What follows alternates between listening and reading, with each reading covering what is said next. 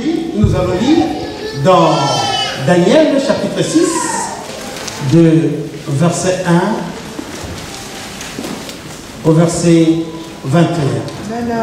Amen.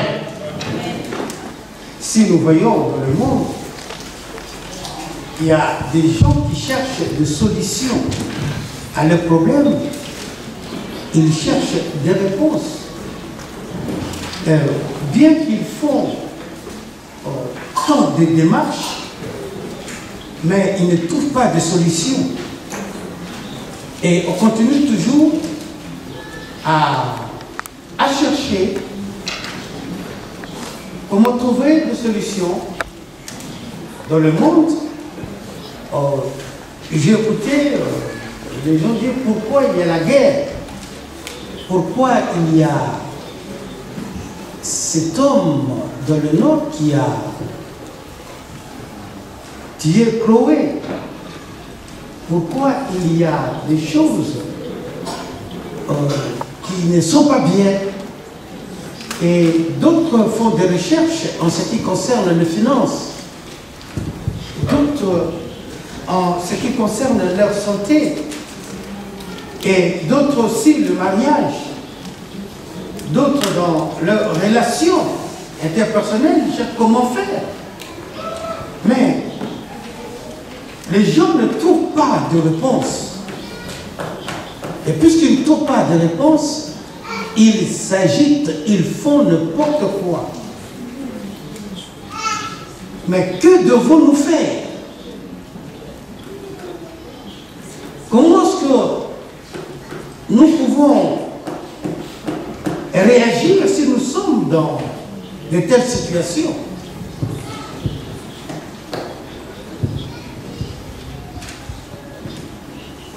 Qu'est-ce que l'Église peut faire? J'avais reçu quelqu'un ici à l'Église. C'est comme le témoignage de notre enfant qui témoignait de ce que nous avons vu en Espagne. Ces diacres et ces moniteurs de l'école de dimanche, qu'on leur a posé la question aux États-Unis. Est-ce que vous croyez que Jésus est le seul chemin pour aller au ciel? Jésus est le seul par qui on a le salut. Et à notre grand étonnement, c'est des chrétiens qui ont dit non, nous ne croyons pas à cela, nous ne croyons pas que Jésus est le seul chemin. Mais c'est insensé, je ne sais pas comment est-ce que des gens pareils se disent qu'ils sont chrétiens. Il faut poser la question, mais pourquoi vous êtes chrétien? Pourquoi vous êtes chrétien? Dans ce texte que nous venons de lire, nous voyons que Daniel, qui était un des jeunes qu'on avait déporté, qu'on avait amené en esclavage en Babylone, vit ce que Dieu faisait en lui, comment est-ce que Dieu l'utilisait pour l'interprétation de rêves, et aussi quelques conseils qu'il pouvait donner au roi. Alors ici, après que le roi Darius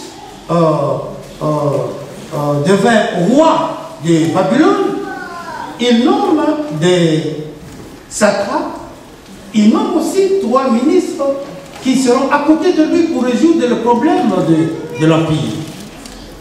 Et la Bible nous dit que Daniel était parmi les 3, il était le plus sage, il était celui qui portait vraiment de bons conseils au roi. Ce qui veut dire, nos bien-aimés, nous aussi, que ce soit à l'école, que ce soit à l'université ou au travail, nous devons être des modèles. Alléluia. Ce n'est pas parce que les gens cassent tout dans la société, parce que ce n'est pas ma société, ils cassent les outils de travail, que vous aussi, vous pouvez vous emporter un jour pour se mettre aussi à casser. Non, pas du tout. Mais il faut apporter toujours de bons conseils. Amen, non? Et Daniel, puisqu'il portait de bons conseils, ses amis, les autres ministres et les satrapes, étaient devenus jaloux de lui. Jusqu'à ce qu'ils ont commencé à comploter. Daniel avait cette position parce qu'il croyait en Dieu. Il était au sommet. Alléluia. Il était au sommet spirituel. Et quand tu es au sommet spirituel, Dieu va t'aider. Dieu va te montrer la solution que tu dois apporter pour un problème donné. Dieu viendra t'aider. Et puisque Dieu aidait toujours Daniel et ses amis, les autres ministres étaient jaloux de lui. Ils se sont dit, mais comment est-ce que nous pouvons faire pour accuser cette personne? Nous avons dit ici, quand on a lu l'introduction du cours de la formation que nous allons donner, qu'il ne faut pas chercher le mal. Il ne faut pas critiquer les autres. Il ne faut pas être jaloux. Mais contente-toi de ce que Dieu t'a donné. Car c'est Dieu qui donne à chacun de nous un don particulier. Et avec ce que Dieu t'a donné, sache qu'il va t'utiliser valablement pour que son église soit bénie. Alléluia. Dieu va t'utiliser. Et les amis, au verset 4, alors le chef et les satrapes cherchaient une occasion d'accuser Daniel en ce qui concerne les affaires du royaume. Mais ils ne purent trouver aucune occasion ni aucune chose pour répondre parce qu'il était fidèle et qu'on n'apercevait chez lui ni faute, ni rien de mauvais. On observait à Daniel, ni faute, ni rien de mauvais. Alléluia. Amen. Mon frère, ma soeur, c'est que je veux aussi que nous qui sommes enfants de Dieu, quand les gens nous observent et qu'ils disent, ah, mais vraiment en lui nous ne trouvons rien de mauvais. Il est toujours, il donne toujours de bons conseils. Il donne toujours de bonnes paroles. Il ne parle pas de mal de quelqu'un. Non, il est bien. Il est toujours là, il travaille. Le vendredi, je vais revenir encore. Notre frère Yacine a témoigné. Il a dit comment est-ce que Dieu l'a béni. Et comment est-ce qu'il travaille. Au travail, il fait le travail de 2 personnes. Sans même dire un mot à son chef. Et jusqu'à ce que le chef a eu confiance en lui quand il s'agissait maintenant d'aller faire une formation. Son chef lui a dit, mais tu vas aller faire cette formation. Mais la condition qu'il faut avoir, le permis. Mais lui, il n'avait pas de permis. Il a dit, mais écoute, le chef, voyons comment est-ce qu'il travaille. Il a dit, je l'envoie quand même. Bien qu'il n'a pas de permis, mais je l'envoie. Et arrivé là-bas, il fallait remplir des formulaires. Il a rempli. Dernière question. As-tu un permis? Il était le seul à marquer je n'ai pas de permis. Donc sans permis. Et quand l'examinateur a pris, il dit mais monsieur, c'est impossible. Tu ne peux pas suivre cette formation. C'est impossible. Je vais téléphoner à ton chef. Il téléphone à son chef, le chef lui dit, lui, il n'a pas de permis, mais nous voulons qu'il suive cette formation. Amen. Alléluia. Posons-nous la question, pourquoi? Comment est-ce que le chef a pu prendre la défense de celui qui n'a pas de permis? Oh, c'était la condition, sine qua non. Il a fait sa formation. Il a terminé, il a fait la 2e formation, toujours sans permis. Notre Dieu est avec nous. Alléluia. Amen. Alléluia. Amen. Voilà comment est-ce que nous devons être dans la société. Dans la société, mes frères et mes sœurs, c'est vrai que nous avons un peu de problèmes, nous avons un peu de difficultés. Mais soyons quand même ceux-là qu'on peut dire, ah, il est un peu spécial. Il est exceptionnel. Alléluia. Même s'il a des problèmes, même s'il a des difficultés, mais il peut toujours s'en sortir. Que notre Dieu soit béni. Amen. Et la jalousie a mené ces gens-là à accuser quand même Daniel. Comment? Ils ont dit, nous connaissons, nous savons que Daniel, c'est un homme qui prie.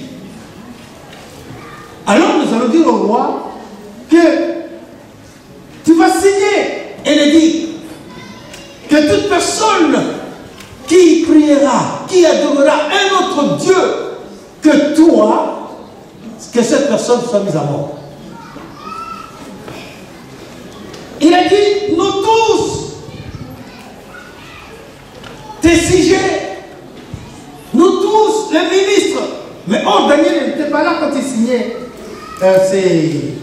Et quand ils sont allés voir le roi. Mais ils disent, nous tous, donc les 3 ministres. Mais Daniel n'était pas là, c'est que vous montez. Il y a déjà des mensonges dans ce qu'ils disent. Et le roi a signé. Adorer l'homme, c'est l'idolâtrie. Et ils ont voulu que Daniel adore l'homme. Ils ont voulu que Daniel fasse comme eux. N'est-ce pas, c'est ce que nous voyons aujourd'hui dans cette société? Là où le bien est devenu mal, et le mal est devenu bien. Et si tu fais du bien, on dit que non, toi, tu es de... D'où tu viens, toi? Actuellement, c'est que tu fais. Hein, c'est dépassé. Croire en Jésus-Christ. Mais comment expliquer ça? Et nous voyons que le diable est rentré même dans la culture. Dans la culture.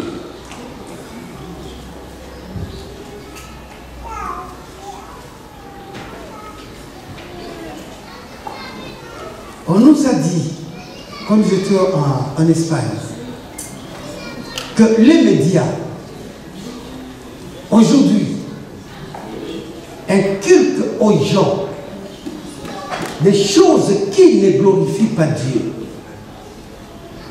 On nous a donné l'exemple du sport. Dans le sport, on nous montre toujours, on vante les vedettes, des célébrités. Ah, celui-là est comme ça, celui-là. Et tous nos enfants, les jeunes garçons qui les suivent, le match, ils disent, ah oui, moi je vais faire le foot parce que je vais être comme un tel. Mais non!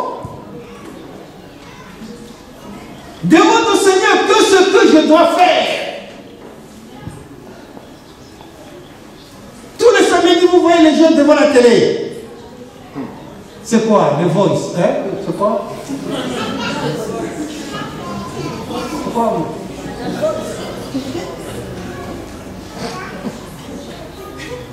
Et je dis à mon épouse, c'est fini cette émission-là, je ne veux plus voir ça. Nous perdons beaucoup de temps à regarder le Voice. Qui va gagner? Les célébrités.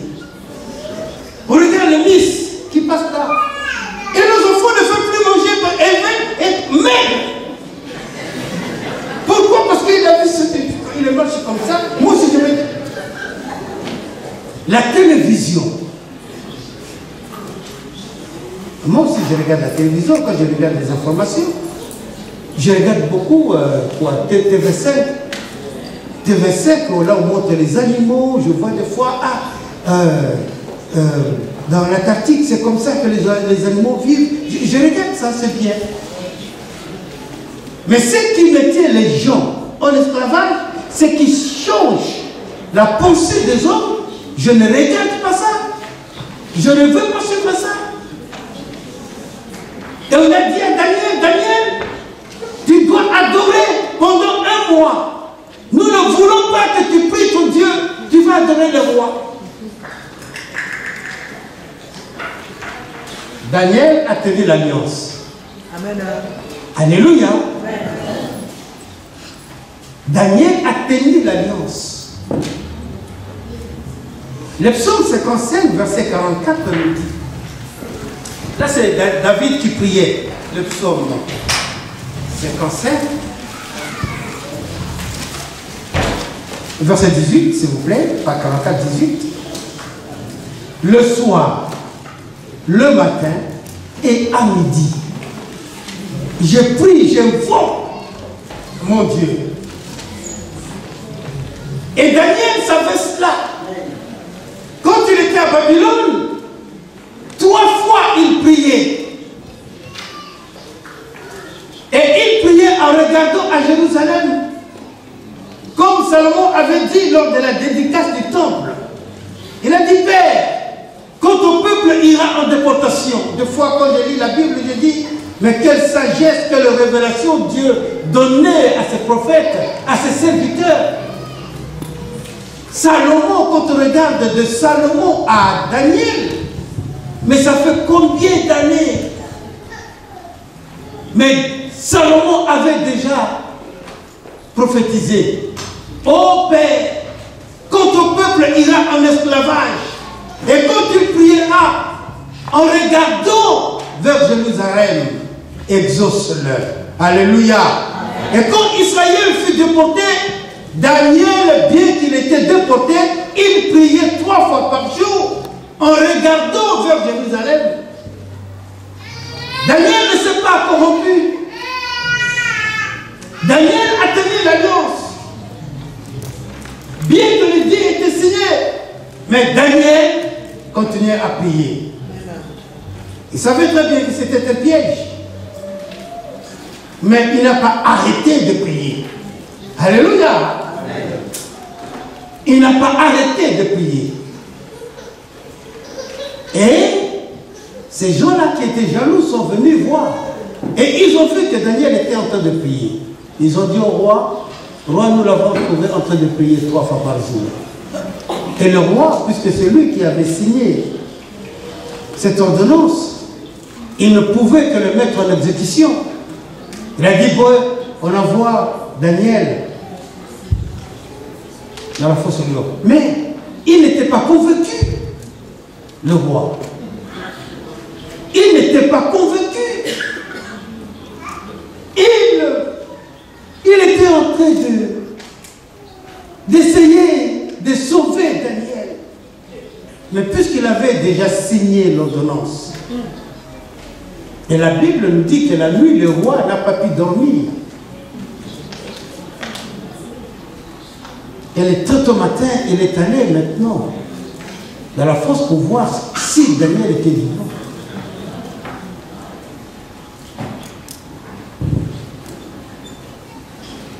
L'histoire nous dit qu'il y avait un chrétien qui s'appelait Martin, c'était un Italien.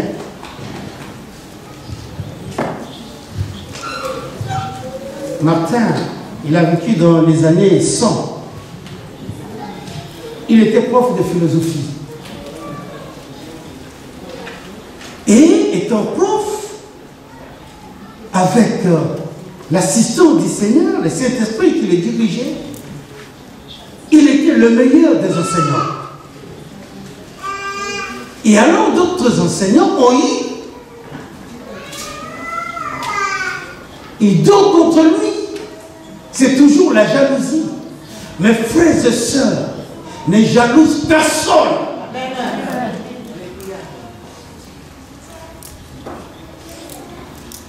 Ce n'est pas parce que l'autre a reçu, lui, il n'y a que lui, il n'y a que lui. Non, pas du tout. Demande à Dieu. Jésus nous dit, vous n'avez pas encore demandé. Demande. Alors tous ces professeurs qui étaient jaloux l'ont accusé.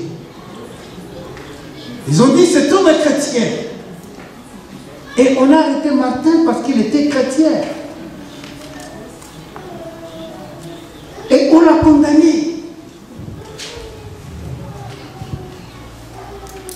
Et Martin fut martyrisé dans les années 166.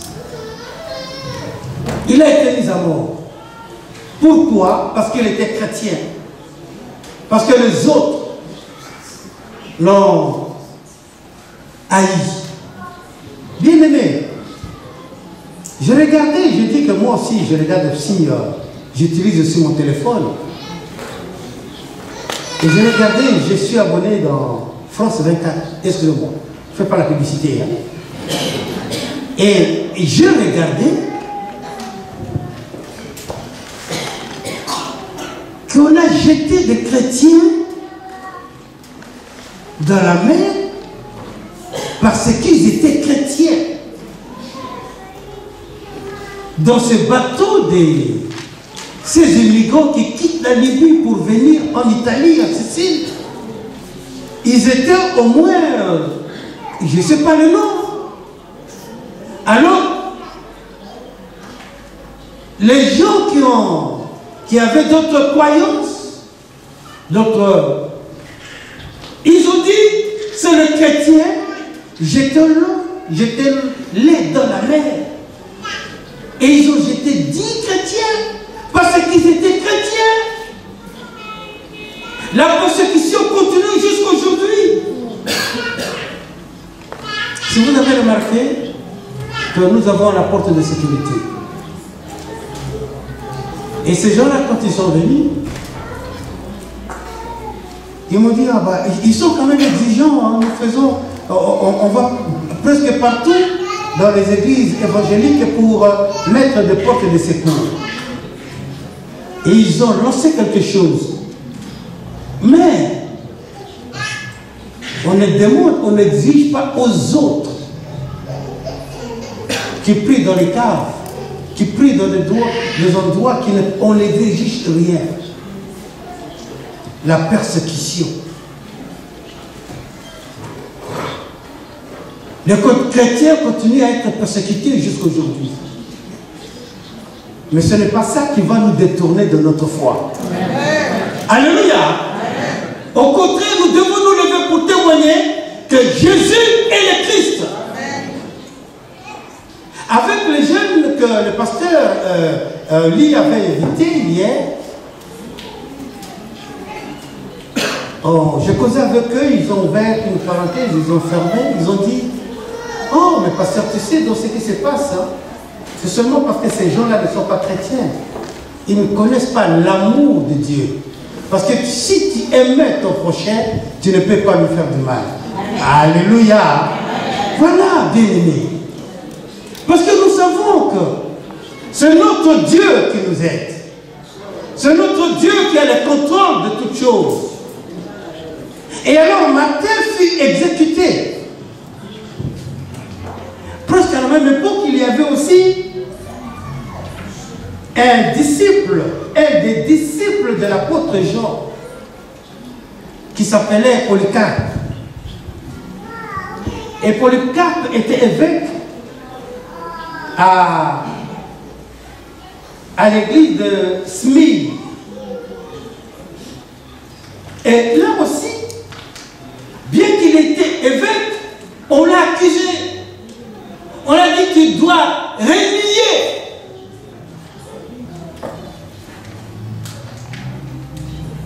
Tu dois renier Christ.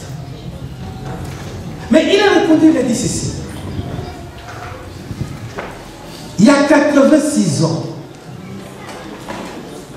Christ ne m'a jamais nié.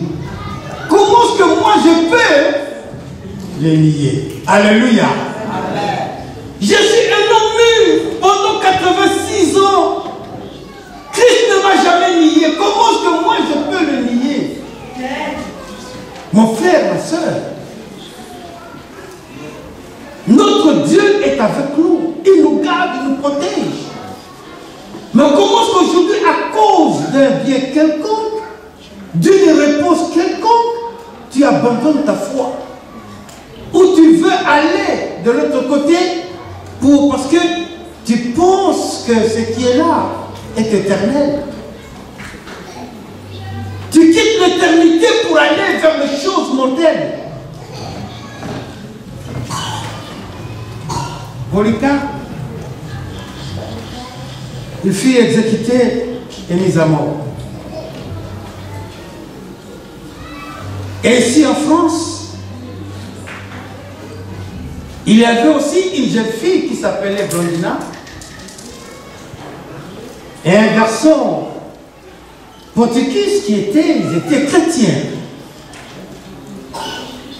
On les avait arrêtés. Et Ponticus, on l'a exécuté avant. Et Blondina, on a dit, bon ben on va l'exécuter une semaine après. Mais dans l'entretemps, bien qu'ils étaient en prison, Blondina aidait les autres. En les fortifiant en disant, nous ne pouvons pas nier notre Seigneur. Alléluia. On ne peut pas le renier. Nous devons toujours croire. Il fortifier les autres.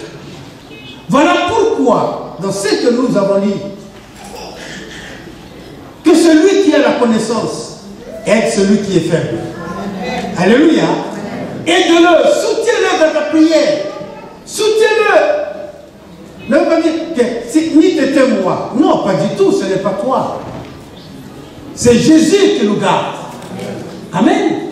S'il arrivait qu'aujourd'hui, que je partais, non, c'est Dieu qui est au contrôle de tout. Il a voulu que je parte. D'ailleurs, moi, je préfère aller là-bas. Parce que là-bas, je vais commencer mon éternité. Alléluia. Mais Paul dit, si Dieu me laisse encore sur cette terre, c'est pour que je donne l'évangile. Amen. Et Blondina encourageait les autres. Jusqu'au jour où elle fut exécutée.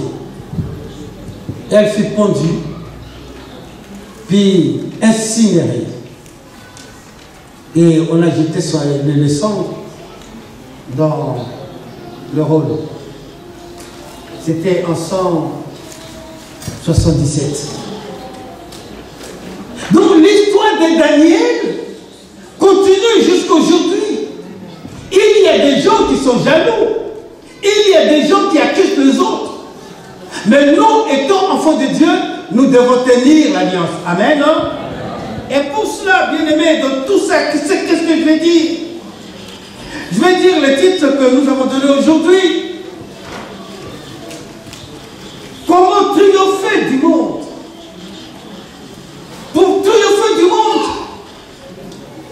il n'y a que Jésus-Christ qui s'est donné et qui nous a donné le Saint-Esprit qui nous accompagne. Alléluia. Le Saint-Esprit qui habite en nous, celui qui nous donne de force, celui qui nous encourage, celui qui nous soutient, celui qui prend ce que de Jésus et nous le donne, celui qui confirme que nous sommes enfants de Dieu. Nous sommes enfants de Dieu parce que nous sommes enfants de Dieu. Bien-aimés, levons-nous et proclamons au monde que la solution au problème de l'humanité, c'est Jésus-Christ. Alléluia. Il n'y a pas d'autre solution. Levons-nous, bien-aimés, allons proclamer. Pourquoi il y a des conflits dans les familles? S'il y a conflit, mon frère, ma soeur, sois celui qui apporte les conseils. Alléluia. Mais ne sois pas celui qui cherche des conflits. Ne cherchez pas de conflits. Vous savez,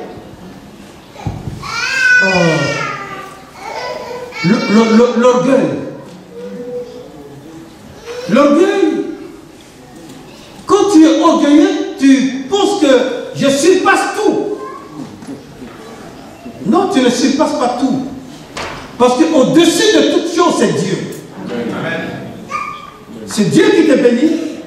C'est Dieu qui bénit aussi celui qui est en bas. C'est Dieu aussi qui élève. Alléluia. C'est Dieu aussi qui élève. Et c'est Dieu qui rabaisse aussi. Il a le contrôle de tout. C'est pourquoi nous devons être humbles. Alléluia. Nous devons être humbles. Surtout dans l'église. Parce que l'église, la tête c'est Jésus-Christ. Et nous sommes les membres de son corps. L'orteil ne peut pas dire que l'œil quitte ta place, vient te mettre à ma place. Non, pas du tout. L'orteil, tu es bien là où tu es. Amen. Et l'oreille, tu es bien là où tu es aussi. Donc, Dieu nous a créés, il a mis chaque organe, chaque membre à sa place pour que nous soyons vraiment des êtres très bien constitués, que nous puissions aller, que quand je regarde mon frère, je dis, oh, ça c'est mon frère. Quand je regarde ma soeur, je dis, ça c'est ma soeur. Alléluia. Amen. Et Dieu dit, voici le membre de, Jésus dit, voici le membre de mon église. L'œil, tu es là pour montrer aux autres le chemin qu'il va prendre. Toi, les jambes, tu vas aider les autres à se déplacer. Alléluia. Toi, la main, tu vas aider d'autres membres à prendre ce qui est là devant toi. Voilà. Donc, dans l'église, nous ne pouvons pas. J'attends beaucoup de chrétiens. Ah, mais oui, mais si vraiment les pasteurs, tu sais, jamais vu un pasteur aux États-Unis, si tu faisais comme lui. Mais je ne peux pas faire comme lui. Heureusement, ici à l'église, on ne dit jamais ça. Amen. Amen. Alléluia. Amen. Mais j'attendais ailleurs d'autres filles qui disent, mais pourquoi tu ne fais pas comme tel pasteur aux États-Unis, il a fait ça, il a fait ça. Mais les États-Unis, ce n'est pas la finalité. Amen. La finalité, c'est Jésus-Christ. Alléluia. Regardons à Jésus. Demandons à notre Seigneur. Et c'est là que nous allons vraiment lui être agréables. Notre Dieu est avec nous, celui qui nous conduit à toutes les choses. Et alors, puisqu'on veut imiter, ma femme me parlait, elle m'a parlé, elle dit, ah, je vis dans les YouTube, une église là-bas, vraiment, on danse des valses, on va de valses. On dit il faut danser devant le Seigneur. Alors, on danse des valses, on danse des tangos, on danse des cha-cha-cha, on danse de... Oh, toutes sortes de danses. Où? À l'église. Et c'est plus du monde. C'est parce que seulement ces gens oublient qu'ils sont dans le monde. Ils sont dans le monde, c'est pourquoi ils dansent. Comme les gens du monde. Parce qu'eux aussi, ils ont la mentalité du monde. Et c'est comme ça qu'ils disent, oh oui, on va danser comme ça. Non, pas du tout. Je me réjouis dans les... Alléluia. Je me réjouis. C'est mon cœur qui se réjouit. Ce n'est pas que les gens me voient en train de sauter ou bien de faire le dit. Ah, ils dansent bien les... Je ne connais même pas ces danses-là. Mais nous devons nous réjouir devant le Seigneur. Alléluia. Nous ne pouvons pas imiter les autres. Dieu est avec nous, il est notre Seigneur, celui qui nous conduit en toutes les choses. Dieu nous rend capables. Et celui qui nous donne de vraies réponses. La vraie réponse, c'est l'évangile. Et quand nous gardons l'alliance, que nous tenons l'alliance, la parole, alors nous allons voir que la notion de valeur va changer. La notion de valeur. Ce n'est plus les choses du monde qui vont nous attirer, mais c'est beaucoup plus le royaume. Alléluia. C'est le royaume. Comment est-ce que nous devons faire pour amener nos frères dans le royaume? Parce que Jésus a dit à ses disciples, heureux vos yeux parce que vous voyez. Alléluia. Le royaume. Heureux vos yeux. Bien-aimés, nous devons nous réjouir. Nous devons nous réjouir. Parce que nous savons que nous sommes enfants de Dieu. Alléluia. Nous savons que Dieu habite en nous. Nous savons que le royaume habite en nous. Nous savons que le Saint-Esprit habite en nous. Jésus habite en nous. Le Père habite en nous. Et Et les anges sont autour de nous pour nous garder contre toutes les attaques de l'ennemi. Alléluia! Rien ne peut m'arriver parce que celui qui habite en moi est plus grand que celui qui est dans le monde. Voilà, bien-aimés, comment est-ce que nous pouvons triompher du monde. Voilà comment est-ce que nous pouvons triompher du monde. Et Daniel, le roi, quand il est allé le voir, il a appelé Daniel. Daniel, l'homme de Dieu, est-ce que tu es encore vivant? Pourquoi il l'appelait comme ça? Il avait peur d'être déçu. Il avait peur d'être déçu. Et Daniel a répondu, oh mon roi, sois vivant. Alléluia. Amen. Que le roi soit vivant. Mon Dieu que j'invoque m'a gardé. Amen. Amen. Amen. Mon Dieu que j'invoque m'a gardé. Jésus a dit à la femme samaritaine, il ne faut plus aller à la montagne pour aller prier. Pas même à Jérusalem. Parce que le temps vient. Mais ce temps est déjà là. Où les vrais adorateurs adoreront le Père en esprit et en vérité. Alléluia. Lève-nous. Adorons l'Éternel notre Dieu. En esprit et en vérité. C'est là que nous allons réussir. Alléluia. Nous reviendrons dans la partie restante, la prière. Daniel a prié. Nous aussi, nous devons être des hommes et des femmes de prière. Amen. Et quand nous allons prier, nous allons voir la gloire de Dieu se manifester dans nos vies. Que le Seigneur soit béni. Amen. Je suis tranquille, car tu es là.